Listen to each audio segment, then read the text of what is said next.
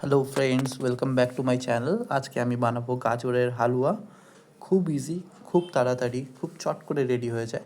চলুন তাহলে শুরু করা যাক আজকের গাজরের হালুয়া। প্রথমে আমি গাজরগুলোকে ছুলে ধুয়ে গ্রেট করে নিচ্ছি। এরপরে চাপাবো কড়াই, দেবো 1 চামচ ঘি, 2-3টে তেজপাতা আর 5-6টা এলাচ। এবারে আমি পুরো গাজরটা দিয়ে দিচ্ছি। পুরো গাজরটা আমার 750 গ্রাম ছিল। এই গাজরটা থেকে একটু তেল ছাড়া হলেই আমি তাতে দিয়ে দিলাম 1 কাপ দুধ। মিষ্টিটা একটু কম খাই বলে 100 গ্রামের মতো চিনি দিয়েছি, তাও তার থেকেও কম হবে। এরপরে কাজু কিশমিশ দিয়ে দিলাম। এবারে যেটা দিচ্ছি সেটা হচ্ছে পাউডার দুধ। এতে খুব আঠা আঠা ভাব হয় এবং শুকনো হয়ে যায়। এবারে খোয়া ক্ষীর দিলাম প্রায় 50 গ্রামের মতো। ক্ষীরটা দিয়েই ভালো করে মাখিয়ে নেব গাজরগুলোর সাথে।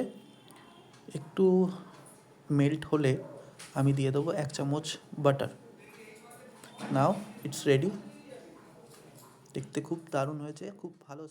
প্লিজ কমেন্ট করে জানাবেন আপনাদের কেমন লাগলো।